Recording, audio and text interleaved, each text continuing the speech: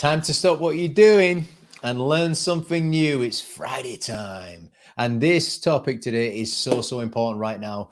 We're covering communication, emotional intelligence, mental health, NLP. We, all of us can learn from the great and the wonderful. And I must say, pioneering Dr. Lynda Shaw, because besides her topic of expertise being absolute paramount in all of our lives right now, she's just an incredible person too.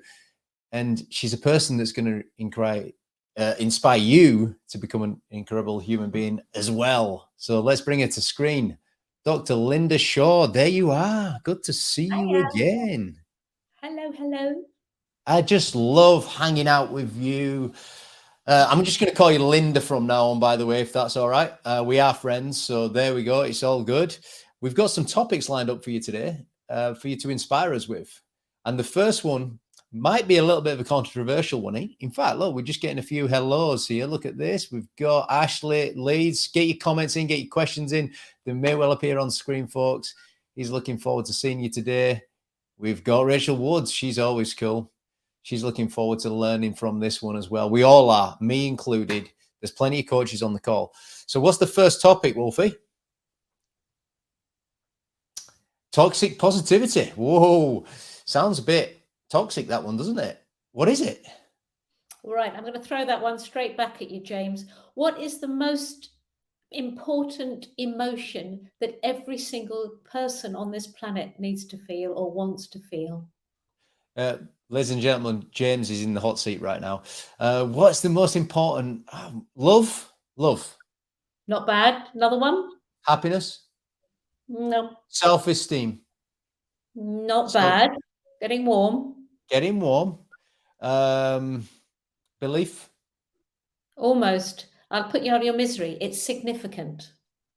Yeah.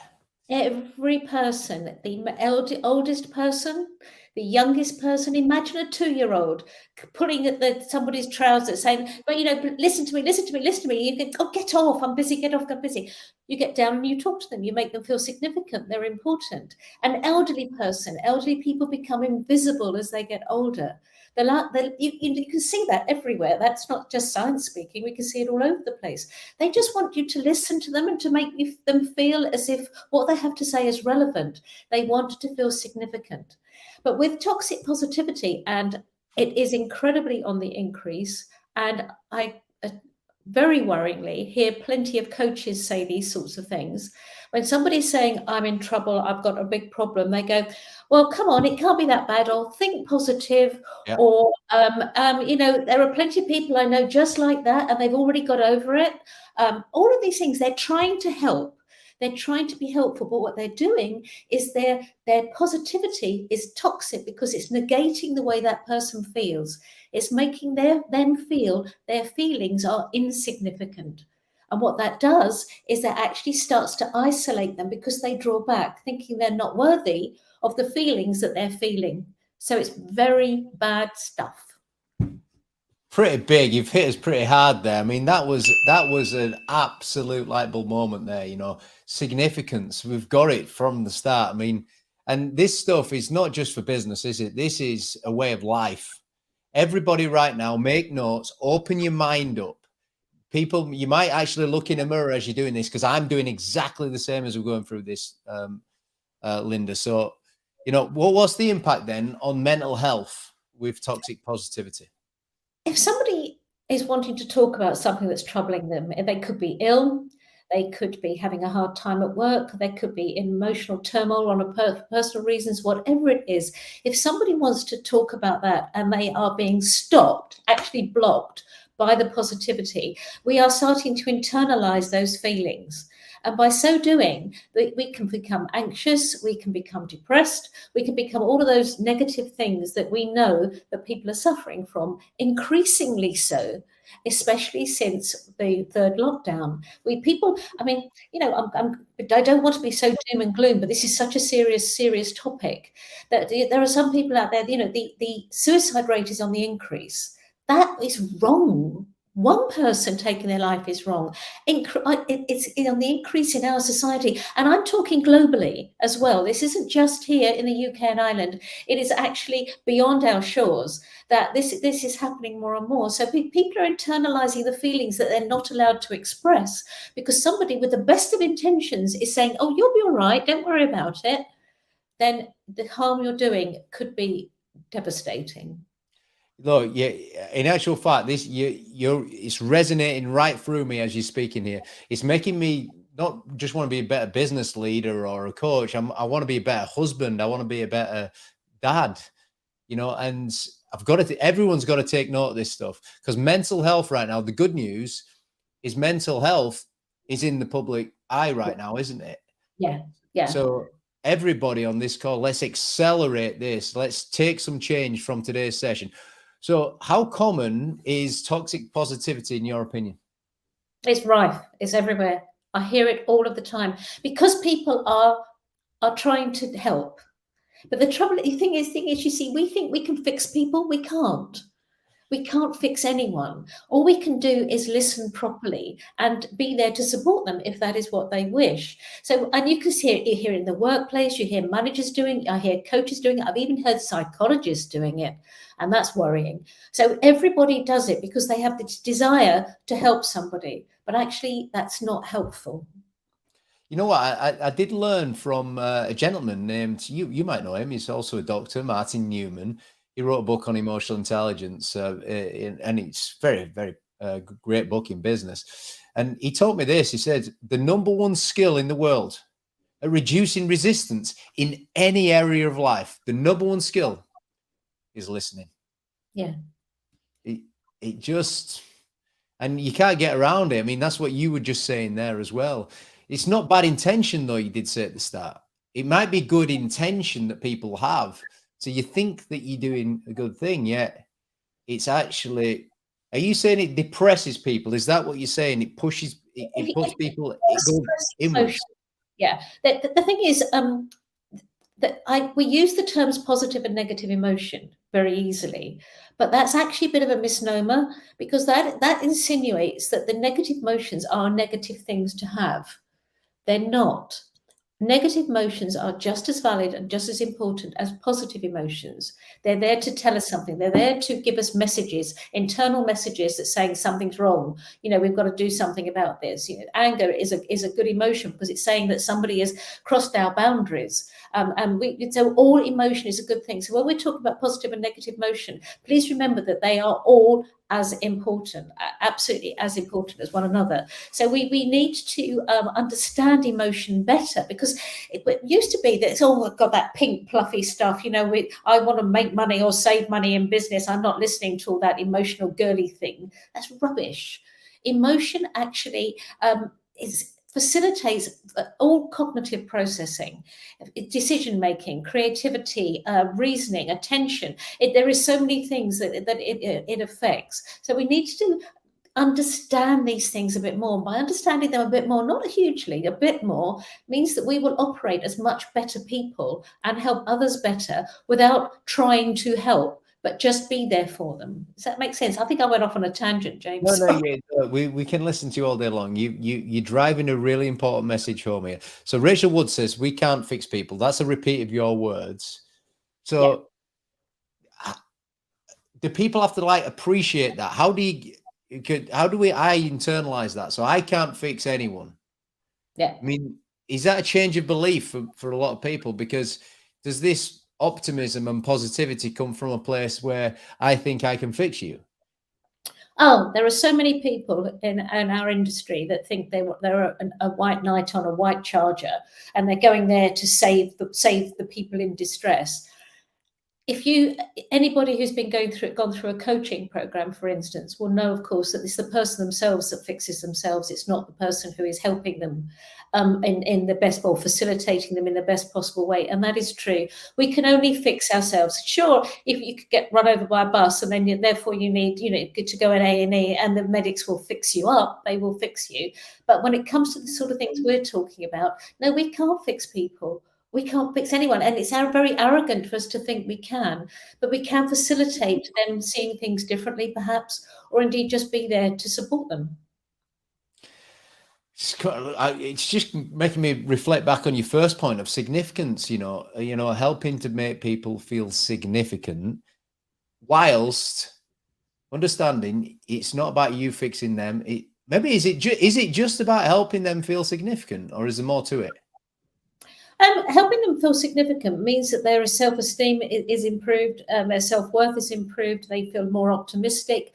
That everything that one wants to feel that is a good feeling will rise. So if you are starting to have those feelings that make you feel better, you'll be stimulating the feel-good neurotransmitters in the brain, for instance. So therefore, you will start to feel less stressed. The cortisol will diminish somewhat, and you will start to fire on all four cylinders. So you will feel better by default, and you might even be encouraged to see things slightly differently, which is how, of course, we can fix ourselves. Should we just trial this for a second? So let's put a few names out here. So let's have a look. So we've got Nick Burridge here on the call. Let's help him feel a bit significant. So Nick Burridge is a They Ask You Answer coach. That's a marketing coach, I think. So he's always on these calls. He's always learning. He's always sponge-like. I mean, like, I'm just playing around here just in a bid to help make Nick feel a little bit more significant. I'm just recognizing. So is recognition helping to make feel significant? Because everything I've said about Nick there is completely true. He's on every one of these calls. He's always learning. He's a sponge. He's just like, it makes me want to do more of these calls and hang around him. Is that helping making him feel significant? Just recognizing him? Absolutely. We all know that the best word we can ever hear is our own name. So if somebody is saying, "Hey, James, you did really brilliantly," or "Hey, Nick, that was excellent. Thank you so much," you're going to feel pretty good. Yeah. And so you should do, Nick. Your turn. Let's do it with Ashley. He's had several comments in. I think Ashley, because by the way, the first time I met Ashley was on the Big Friday Finish last week. And he said, "I've never been here before. It's the first one I've been on." And it was a pre-record last week. And he had some questions for the person that we had. So I answered them on a different call afterwards. I said, "Oh, we've got Dr. Lynda Shaw on it." He goes, "No way. She's done commented on his book." And that I don't believe in coincidence. I don't believe in coincidence. So there you go. Your turn to make Ashley feel significant. Yeah. Well, as she's written here, purpose. Purpose is one of the most fundamental things we need for longevity, for our mental and physical health. When we're talking about significance, it's more of an emotional feel, but purpose is a reason to get up in the morning. So, for instance, there is something called the blue zones, which I'm sure some of you may have heard of. The blue zones are 5 areas in the world that are very different. One's in California, one's in Costa Rica, one's in Japan, very different places in the world. And the people there are living to 112, 115 years old. No cancer, no dementia, no Alzheimer's disease, no diabetes, no heart disease. They are living very well. And so the researchers have gone down there to try and find the common denominators of why these people are thriving. And they came up with 9 different things that they all have in common. And one of them is purpose, because each one of them contributes to their community in some way, even the oldest person. So they're feeling significant. They have a purpose and to support the community, and they are worthy. And I think it's massive, absolutely massive. Have a look, blue zones, Google it. Blue zones. Let's have a look. Well, there's plenty of people making comments. I don't want to neglect this one. I don't really know what to say about it. I'm just hoping you do. This is so true. I'm bereaved of suicide and now working with Baton of Hope to improve communication comms before we get to the fixing point. So there you go. Well done. Yeah. And you are doing magnificent work, and I'm terribly sorry for your loss. But to improve communication, of course, will almost not it will negate perhaps that final leap, that final decision, that somebody's demise. So the fact that you are working on improving communications with people and also communications in awareness for the outside world it's got to be a good thing. So well done. No, thank you to you there, actually, for showing us how it's done. That's how it's done, team. You know, because if I could respond to a message that comes on like that, I just want to be able to respond how you responded there. That was empathy. That was absolutely brilliant. We've got another point here. This is Claire Hart. This is someone on my team, actually. So, James, when you sent me a text message at the end of my first week, recognizing what I'd done that week was incredibly uplifting. Recognition really works. Here's the second question then. What's the difference between recognition and appreciation? Because there is a difference between the two things. Yeah, there is. Recognition can be, one has to be careful of both, because there are some people who hate fuss and there are some people who love fuss. So if you have got somebody who you're working with and you want to recognize what they've done and appreciate what they've done, and they might think, okay, bring the Prosecco out on Thursday and let's all have a glass of Prosecco, going, yes, good job, well done, James, you did fantastically. Or somebody might just want a touch on the shoulder saying, that was brilliant, well done. So you have to, if you are going to recognize someone, if you're going to appreciate them, you need to know them and find out what actually suits them. Otherwise, they're going to recoil and hate it because it's not what they want or what they're comfortable in receiving. You know what? I've learned more about appreciation actually from being married than anything else. And it's something that I can speak for men here because I'm a man and it's not a sexist comment. So all right, I'll speak for myself, just showing appreciation is such a big thing. And I got to remind myself to do it because I can neglect these easy things. Yeah, I mean, if you're recognizing what your partner has done, and then you're saying, thank you, that was absolutely wonderful. I mean, I can't believe you just did that, and I've not been the best person this morning, and now I'm actually really, really grateful that you have just, whatever it is, by recognizing it and then showing appreciation. It's a gift. I mean, I'm even doing it with my hands. It's a gift. It is a gift. The biggest gift in life is to give. There you go. Where are we going next? Have we got another question on this? We've got two other questions on this that kind of relate. So if you're doing this, so if you've realized now that let's say you're asserting positivity on people, I don't know if that's the right word or phrase, you can correct me afterwards. Let's say that, all right, oh God, I've been doing that. What should we do about it? What should I do about it? What should anyone who's listening to this do about it if they've just realized that they're doing it? First of all, be aware of what you're saying. Don't say things like just stay positive. Don't say things like everything happens for a reason. Don't say things like, oh, look on the bright side. Not good, not helpful. But what you can say is, that must be really hard. That's it. So you acknowledge them that what they have said is true, or you acknowledge what they've said and you've listened to them. So by them saying, whatever they're saying, they just think, oh, I'm sorry, that must be so hard for you at the moment. That can be enough. Or you can go a bit further. You can even say, I'm really, really sorry you're going through this.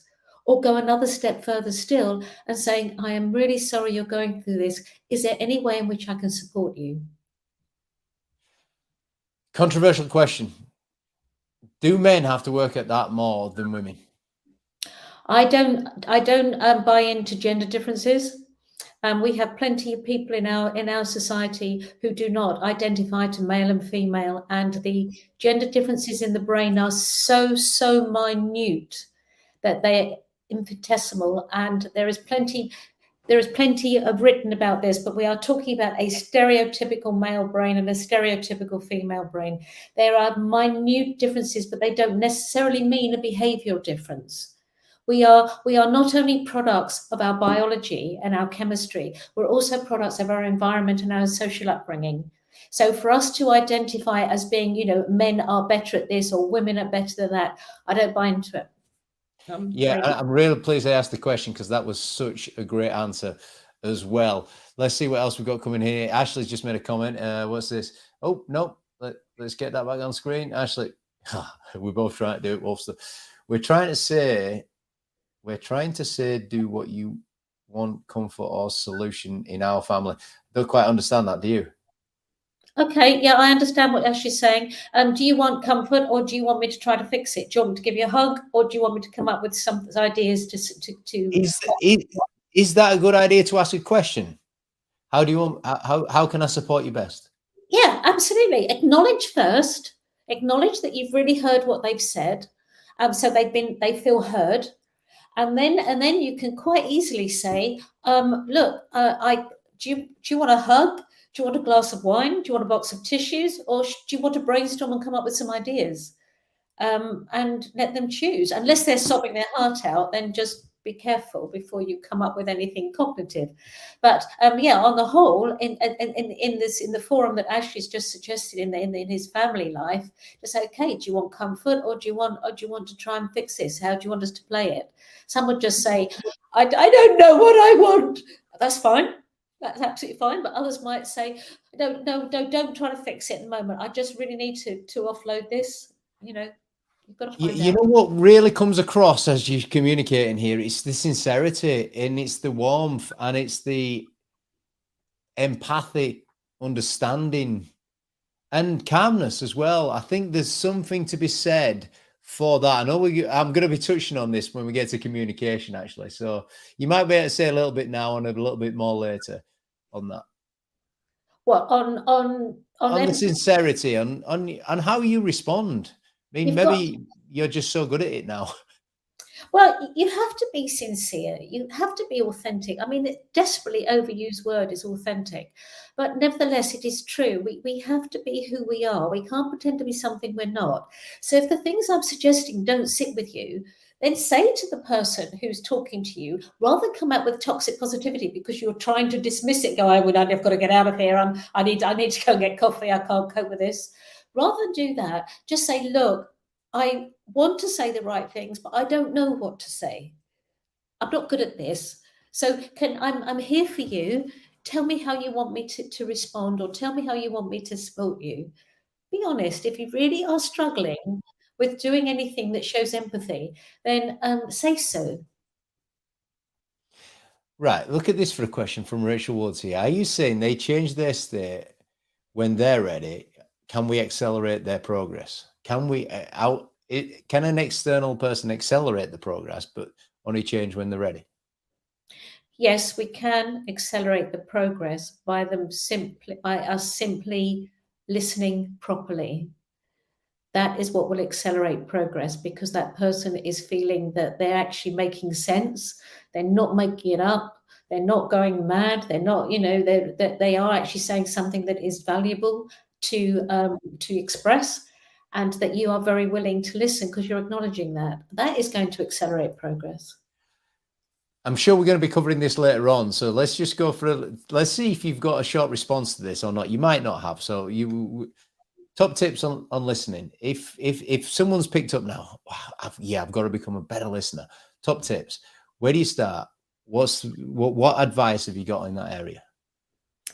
Look at them with your whole attention, not go, oh, just let my eyes wander over there because a cat's just gone across the fence, or, oh, that person walked in the room looks more interesting than you. Don't do that. Look at them. Give them your full attention, and nod appropriately or shake your head.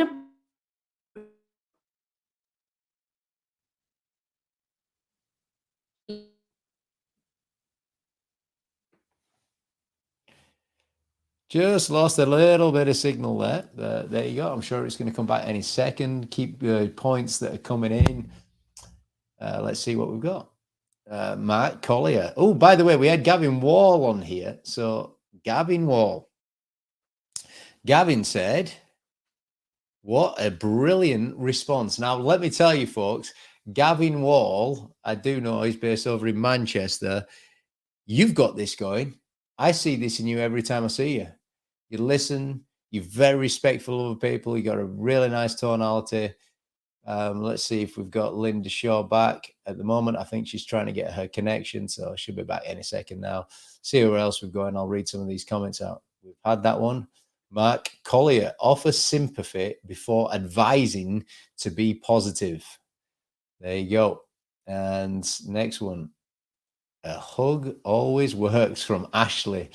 From Ashley Leeds, a hug always works. Another one from Matt Collier. Get some comments coming in. I'll read some comments out. Share with us where you are, what your business is. Put that in the chat box whilst we get Lynda back. I must admit, I am forever trying to get my team in a positive state. It isn't easy when they may be going through personal issues. So trying to get, that's the point, isn't it? Trying to get your team to be in a positive state. It's got to come from them. That's what the whole first part of this was about. Tell us where you're from. Tell us your business. Tell us what you're getting from this so far. Tony Mazzotti. There's a Buddhist definition of listening which involves your both ears, your eyes, and your heart. Then you're really listening. Well said, Tony Mazzotti. Let's see what else we've got coming in. Action Coach UK, someone on the UK team. As someone who's autistic, I actually focus better if I don't have to look someone in the eye too much. Eye contact is very distracting. Well said, Grace. Thank you very much. It's something that we've all got to acknowledge. Drew Palmer, simple changes like paying full attention make a huge difference. Max, if you can just be back behind the scenes trying to get Lynda back, that's fine. I'll keep sharing comments out from people. Give us your comments on what you've learned so far, folks. Oh, I think we have got the lady of the hour. Here she is. It's all right. We've been getting comments in. We're all relaxed. It's all totally relaxed over here. Everyone's singing your praise. We're offering you recognition, appreciation. The level of significance in what you've shared with people already is really high. Wolfster, let's change the topic. What's next? Oh, no, there's one more question on this. We've got to get this in as well. If we can get the last question, Wolfie, on here. If this is happening to you, so if you realize now that you're on this call and you've just realized, oh my God, I'm getting this toxic positivity from this person. That's why I've been beating myself up and self-sabotaging or whatever happens. What should you do about it? Because some people on this call might have had that realization. Well, you've got to be careful. If it is a delicate situation, then ignore them. If it is you feel compelled to say something and you're feeling strong enough to say something, because bear in mind you're the person that's feeling vulnerable at that particular point. But if you are compelled to actually say something, talk to them and say, look, I know you're trying to help, and I know that what you're saying you're meaning well, but in actual fact, what you're doing in effect is making me feel worse because you are negating my feelings. That you are, you're just you're isolating me and making me feel even more isolated by what you're saying. Whatever words you choose, be carefully say, look, I know you're doing well, but I'm saying it first of all to protect myself, but also so that you're aware for any kind of conversations you have in the future like this. Look up toxic positivity and you'll see what I mean. It might backfire. But if it depends on how you feel that relationship is, or as I say, if that's too difficult, then just simply smile and carry on, walk away. Talk to somebody who understands things a little bit better and you trust. Thank you very much. I've got to say, by the way, I'm feeling a much better human being already from just being on this call because of you. You have really, it's just put you back in your place. Hang on a second. The world, they'll change themselves. Be a person to make other people feel significant. Really, really good. Brilliant way to deal with toxic positivity. Last question on it. Again, how do you beat the bully then? Let's say there's a bully in your life. How do you beat them? Oh, God, I tell you what, that's one humdinger of a question. I actually have serious problems with bullies. There is never, ever, ever, ever, ever any reason to bully someone. Never. So much so that I was compelled to write a book called Beat the Bullies, Use Your Brain. It's a children's book. It's just a little short book that teachers can read in a 45-minute class and or an hour and a half and turn it into a workbook. And it's about a little girl who is bullied terribly in the playground. And her name is Lonely Leonie. And she runs away and the police are looking for her and she is hiding, and she's watching all the lights and she's watching all the people in the dark looking for her, calling her name, but she's hiding. And as she's hiding, feeling terribly wretched, she hears this little voice, and this little voice persuades her that he exists inside her brain, and his name is Herman Homunculus. So she's thinking, no, go away. This is silly. I'm dreaming. But then it dawns on her that this is really happening to her. And Herman Homunculus takes her into her own brain and zaps her all around, going to the limbic system, which is Limbic City in the book, and all of the Happy Honey and all of these people, all of these emotions, and they're talking to her about what's happening with her emotions and how that is affecting how she's thinking and responding to this bully.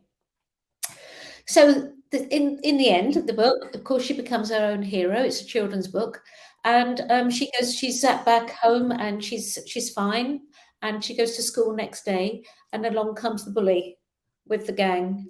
And she then, the advice of Herman Homunculus, she does the simple trick of turning the bully into a baby, small, little, tiny baby with a silly little voice and a dummy and pink fluffy ears, whatever else you do to make this person look tiny in your mind. As an adult, of course, we can still do that if we wish, because it does help us get control of our emotional response of something that is very frightening and terrifying. And so therefore, if you get some handle of control, you can then stand up straighter and you can actually stand up to them. Because I've watched bullies many times, they walk into a room and their radar is out and they're looking for the person who they can pick on.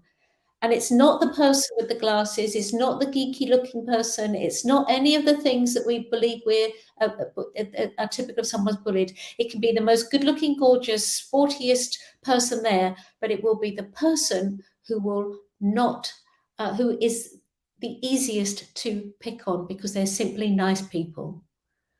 So it's often the person who is the nicest person who would probably not stand up to someone who is targeted. So we have to stand up for ourselves. And if it's a problem in the workplace, then you need to have a witness with you and call them out. What a beautiful story, by the way. Thank you very much. We can all deal with bullies now from now on. And great for the kids. We've got to get you back to do something for children as well, by the way. Can we move on to the next topic, please, Wolfster? What's the next topic? So this is an important one as well, empathy. So, of course, we've alluded to this already. So what's the difference between sympathy and empathy? Sometimes sympathy can feel a little bit patronizing. It's something like not dissimilar to the word tolerate. I always think that's an ugly word, tolerate. It's arrogant. Tolerate is, I prefer compassion. When we tolerate someone, it's like, yeah, okay, I know you're being X, Y, Z, but I will tolerate you and go away there, little person. That's not nice. It's ugly. Sympathy, we can sympathize with someone by the way we speak, but we have to be careful with sympathy because we could negate them. Empathy is more about understanding or trying to understand how they feel. We never know what it's like to be someone else, right? Never. That's what perception is all about. We never know what it's like to be someone else, but we can imagine what it's like to be them. We can imagine what it's like to be in their shoes and imagine what it's like to feel bad because somebody is being unkind or whatever. So we can empathize. I think it's somehow more constructive and healthier to feel empathy than it is to feel sympathy. I'm not saying we can't feel sorry. We can and always do.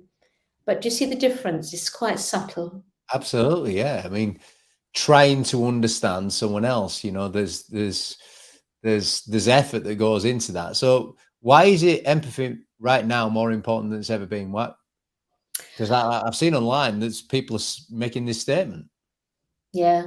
I think empathy is more important than ever because we are being conditioned somewhat by the amount of news we have that is so awful.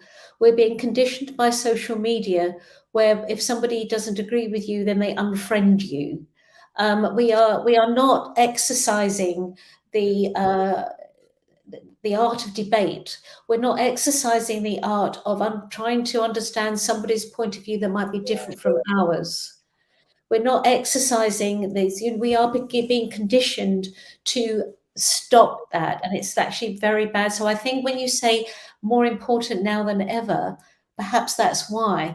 This is just off the top of my head, right? Well, look, But it could be a relevant comment. Is that we are stunted in practicing how to understand people a bit better. I like it. Exercising the art of debate, actually, because there's an art to it, yeah. And people are allowed their opinions and etc. There's a couple of comments that have come in that from I feel compelled to put this on screen, actually, even though it's the earlier topic. I believe we should also stand up for others who are being bullied and not just ignore it because we don't want to get involved. And Rachel also put 100% agree with Mike. Absolutely, Mike. That's called Moral passive standpoint. bullying. Yeah, it's passive bullying. You can't stand by and just watch. Often people are in the bully's gang, so they're not bullied.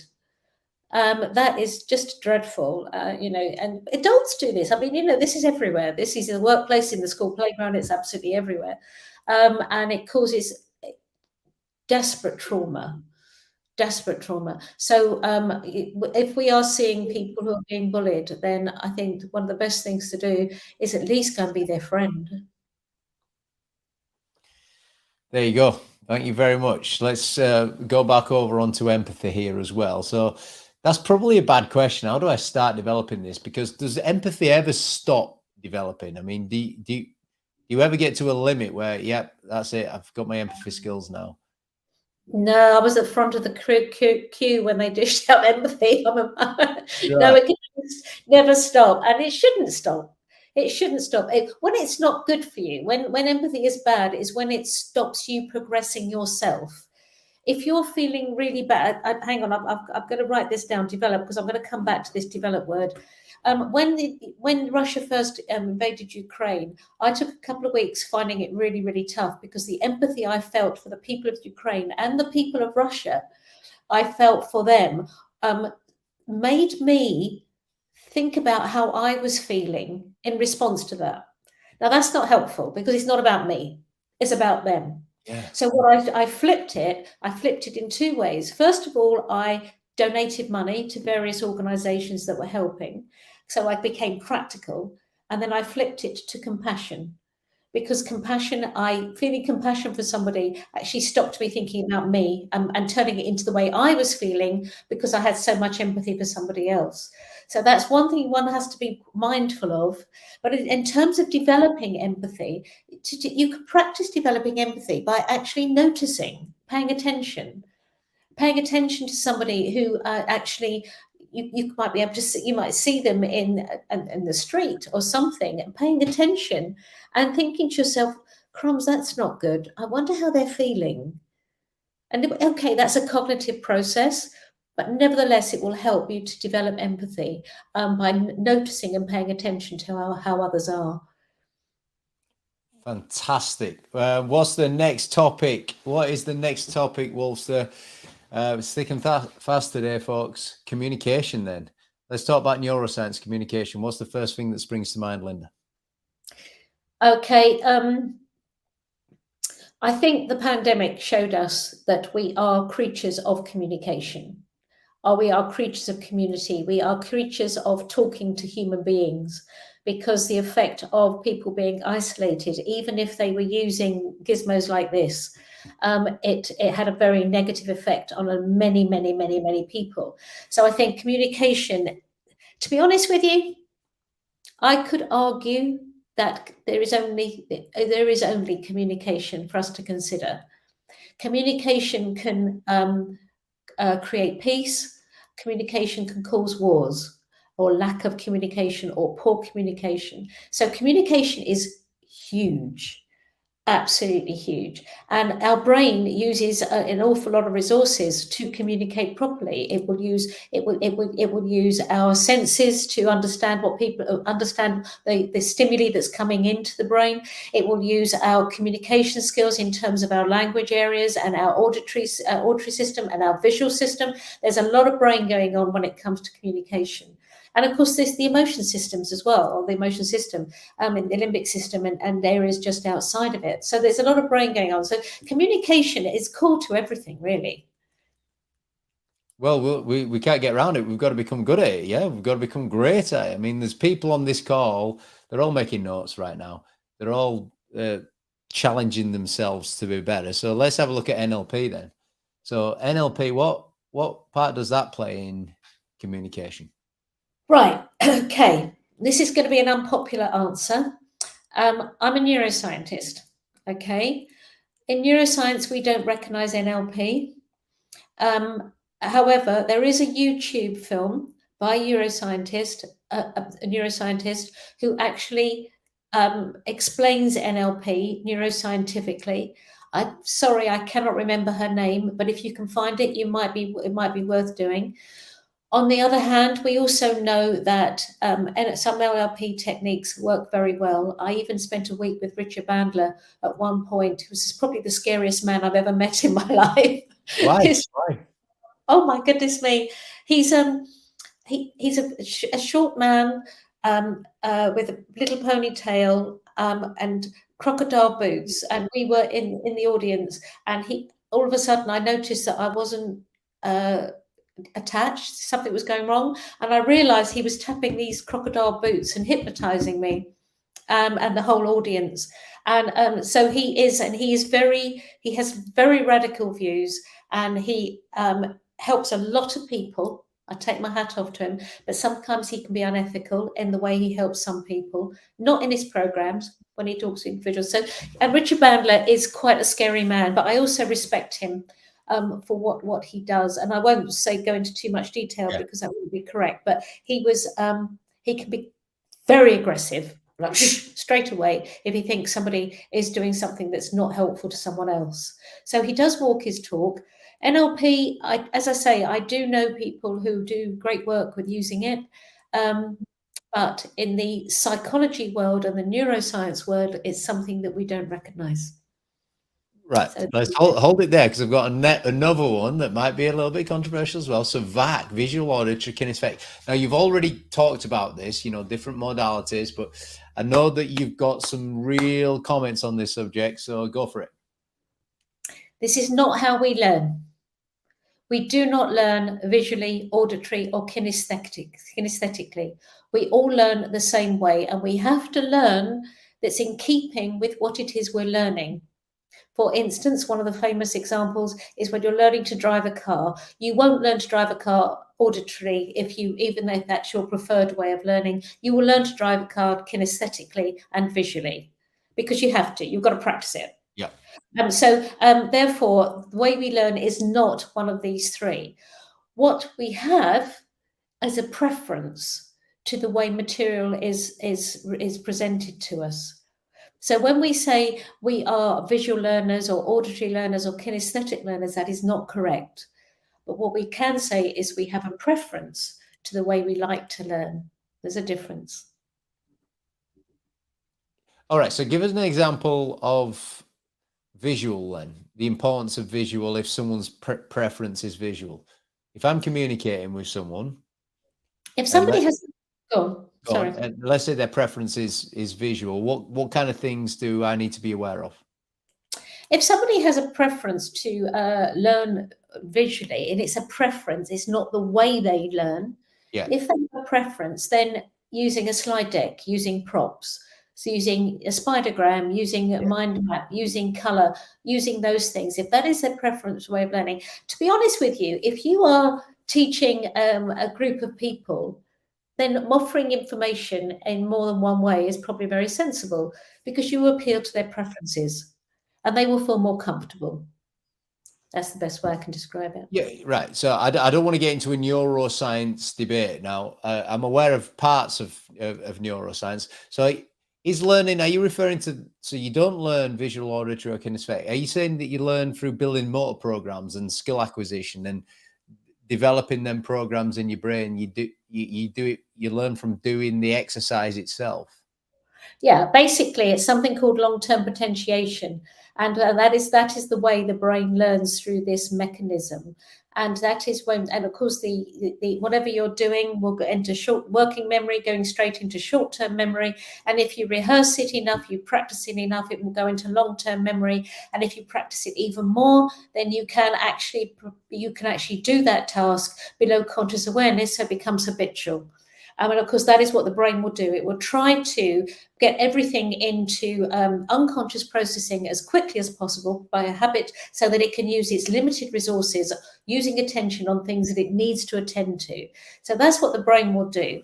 The trick is to make sure what we are learning is going to be useful and correct. Because you don't want to be learning, like, for instance, I still hear people talk about the left brain, right brain. No. I still hear people talk about using only 10% of the brain. No.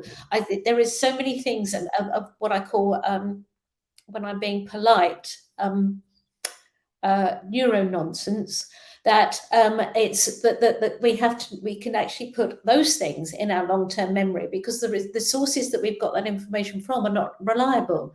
So we need to make sure that anything we are learning, especially through our work, is from a bona fide expert or somebody who specializes in a topic. And we are learning and putting that in long-term memory and unconscious processing, and not this other stuff that hinders our progress. I've got a sneaky suspicion that you've got a comment on this then as well. So the importance of words, tonality, body language. I mean, you referred to it earlier on. So when you're listening to someone, nod along or shake your head. I think you said as an example. So how important is what you see on screen there? All of that is important. To put percentages on them, it doesn't work. But all of it is important because it's stimuli coming in through our senses that is enabling us to understand better. So body language, we're visually looking at somebody, and if somebody is looking, they're putting their arms back here and they're really not at all interested, it's helpful to work that out and to understand that it could be that actually their arms ache. So if somebody is doing that, and the body language experts will say, well, they're disinterested, it might be worth qualifying it by saying, is there anything else that I might be able to help you understand this better, or something like that, so that you actually are not saying, why have you got your hands behind your head, but you are just using that as a cue to enable you to communicate better and ask different questions. Same with tonality, same with words, all of it are cues for communicating. So therefore, when we see something, we need to maybe change the way we are talking to them slightly, so that we get a better understanding of what those signals mean to them. Beautiful. Now, I've got one more question for you on communication, then we've got some generic ones that are coming afterwards. So you kind of started with this when we talked about communication, saying it's kind of the biggest thing. So why is it an indispensable component of life and success? We are creatures of communicating. Most animals communicate, and it is vital for survival to start with. If you look at a group of monkeys, one of them will start to screech, and the others are on alert that there might be a lion coming towards them. Communication is for a reason. Dolphins will communicate beautifully for one another if there is a storm coming. I was once free diving with some dolphins in the sea, and all of a sudden they all disappeared, and you certainly didn't get in their way. And they disappeared because there was actually a hurricane coming. But they were telling each other. So communication is there for safety. It's there to understand. But because we are such an evolved species, then we have evolved it to communicate in more subtle ways as well as purely survival. It's amazing, isn't it, how nature kind of picks up these things, and birds have started flying over there, and I don't know, zebras, they can see what's going on, and they get away. So there is communication taking place. And by the way, on one of your early comments, let me just put this on screen just to see if this jogs your memory. Was it Dr. Heidi? That's from Philip Smith. You were saying about the NLP video somewhere online. Was it Dr. Heidi? Does that ring any bells? What, when I was with Richard Bandler? Is that what you mean? Yeah, you said there was a video about NLP, neuro linguistic programming, that someone's. I'm not, to be honest with you, I'm not sure, but I will, if you want me to, I will check it out. But if it is worth listening, if you find the YouTube clip, it's worth listening if you are an NLP practitioner, because you might find it useful to hear that version. Remember this: we are talking about human behavior. I'm a human behavior expert, okay? But that doesn't mean I know everything about human behavior. The absence of evidence does not mean the evidence of absence. So I come from a place of science. But there's plenty out there that we do, that we know we do, but we don't know why we do it. But that doesn't mean to say it's wrong. So when I talk about human beings, the other thing to always remember is that everybody is unique. As soon as you think, you know, as a scientist, as a psychologist, you think, right, I've got my handle on that person, I've got it nailed, and then blow me down, boom, a curveball comes, you go, whoa, I didn't see that one coming. That's the nature of human beings. So nothing is set in stone, nothing is black and white. We have to be very mindful of the grey areas, the outliers, all of those things, because that's what makes us so delicious. We are utterly delicious. Okay, so we need to remember that, and that's why our work is so fantastic. It's absolutely magical. It's a really nice word that you've chosen there, delicious. I mean, it's a good describer there. So what role does emotion play in business then? This is just a generic question here, but what role does it play? Every role. Every role. Why do you say that? Why do you say every role then? What makes you say that? Okay. Look up the work of Antonio Damasio, Damasio, Damasio. Antonio Damasio is a highly esteemed neuroscientist in California, and he is now retired. Now his son has carried on his work in his laboratory. He has got something called a gambling task. Now the gambling task, when Damasio first did it, was with card deck, but now it's on the computer, so you can do it yourself online if you so wish. Basically, the whole exercise is you get some participants of the experiment, and you give them 4 decks of cards, 2 red, 2 black, and all they know is they've got $2,000, and at the turn of a card they have to win money. That's all they know. They start turning over the card, but of course this is a psychology experiment, so it's rigged. Basically, there are the cards that are high gain and high losses. They will, if they keep turning over those cards, and there are 2 decks of those, if they keep turning over those, they will lose money. For the small amounts of money they lose or win, 5 cents, 10 cents, they will gain money if they keep turning the cards. All of the time, they are turning these cards. Their hands are wired up with skin conductance response machine. So it's measuring sweat in the hands. It's measuring anxiety. Yeah. So you start turning over, they're randomly turning over these cards, and they haven't got a clue what's going on, not a clue. And they're turning over. It took them, on average, 80 turns of the card to realize what was happening. Before that, it took them 50 turns of the card to realize that those 2 decks, they were actually making money, and those 2 decks, they weren't. So they were turning over those decks only. That was unconsciously. So the conscious processing was at 80, unconscious processing was at 50. What was absolutely amazing was that after turning over 10 cards, their hands began to sweat, and their hand went completely way below conscious awareness towards the deck that was going to away from the decks that were going to lose the money. They were so unconsciously. Right. Emotionally, unconscious processing of emotion is very much a thing. My doctorate was about unconscious processing of emotion, so it's very much in my ballpark. So therefore, We are making decisions in business. We are perceiving others. We are problem solving. We are reasoning. We are paying attention. Our nervous system is activated way below conscious awareness, and it's governed by emotion.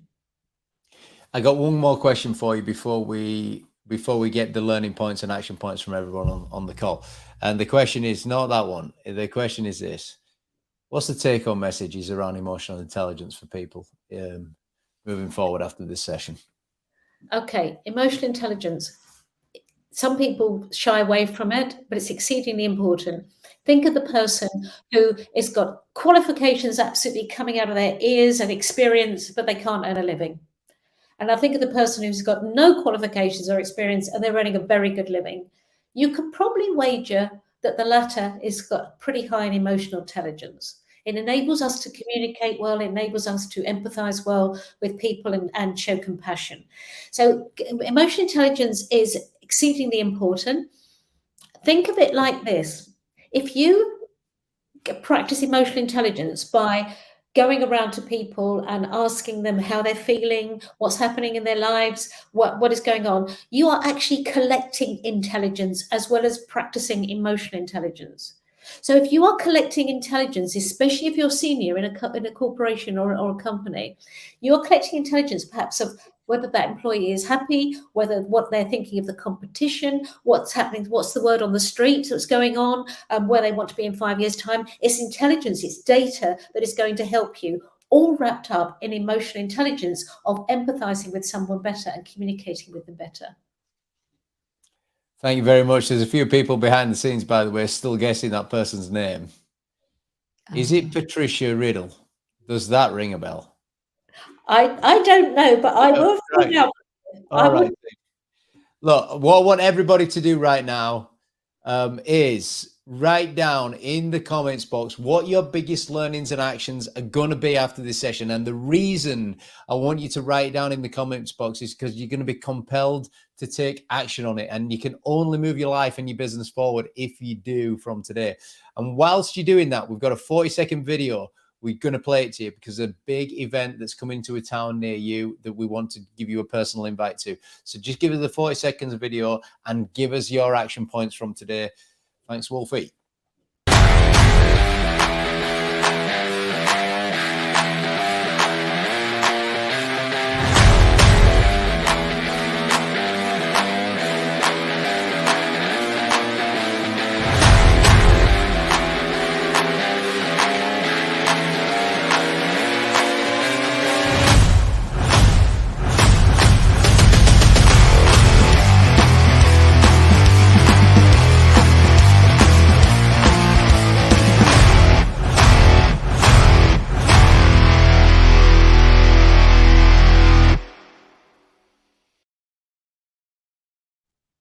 There you go, Tim. Consider that your personal invite. And Dr. Lynda Shaw, you can come too. I'll see you at one of those events.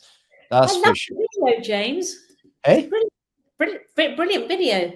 Yeah, he pumps you up, doesn't it? I mean, look, it's definitely there to help the business owners, the UK economy. So get there. It's going to be the freshest event on marketing.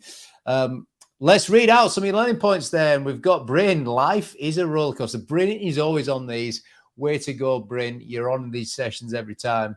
My takeaway, how important it is to feel heard. That's Grace. And Grace made a comment, by the way, earlier on whilst you were off screen, that she prefers not to have the visual, and she's I won't mention the whole comment there, but it's a really, really good share she's just done there. Claire Hart, my takeaway, be present and really listen. What else have we got? Keep them coming in. Tony Mazzotti, what an amazing session. Loving the warmth, and here to that. You've got it. You've got it. I told everyone at the start, you just enjoyed the presence. We didn't finish that one. Go back. We didn't finish Tony's there. Sorry, that was my fault. Loving the warmth and knowledge coming from Dr. Lynda Shaw. Action to be completely open to any possibility. Craig Jackson's next. Let's go to the next one. Help as many people to feel significant and think before before providing toxic positive support. I don't know what you just do the first half of that one. Do the first half of that one. Yeah, the first half was beautiful, wasn't it? Train my emphasize muscle and stop giving advice when people are down. Train my empathize, right? It finally coined up. I need to be able to work on how to be empathetic without coming across as being patronizing. Is it that people need to earn that trust that you are being genuine? What's your comment to that question? When you are, it's quite interesting. Trust is the basis of all decent relationships in business and in our personal lives, of course. But interesting enough, when we trust someone, they become more trustworthy. It's this lovely feedback loop. So if we are wanting somebody to trust us, then to be trustworthy is the way to do that. Be trustworthy. There you go. There's the take-home point. Let's leave it there. Let's see who we've got next week, please, if we can. Listen. Increase the feeling of significance. No fixing. Thank you, Rachel Woods. And now you're seeing on screen who you've got to look forward to next week. This person, well, who is it? He's the real deal. He's a success story in his own right. He's a serial entrepreneur. He's a multi-millionaire in his own making. He was at one point Michael Jackson's former bodyguard. He's got the biggest franchise in the UK, the biggest franchise globally as well in its sector. He's got several other businesses. You've got Matt Fidesz to learn from next week. He was also on Rich House, Whore House as well on TV. So that's what you got to look forward to next week. Someone who's been there, done it, and is going to share his experiences as we go through. What a great positive way to start the weekend. It's been really interesting to gain some insights on how to truly start to communicate with people on every level. And whoever chose that as the last point is a beautiful point to finish. Gavin Wall, you're a rock star. You're amazing yourself as well. Lynda Shaw, on behalf of everybody here, thank you very much. I'll raise a glass for you this evening. Thank you very much, everyone. Have a good weekend. Bye for now.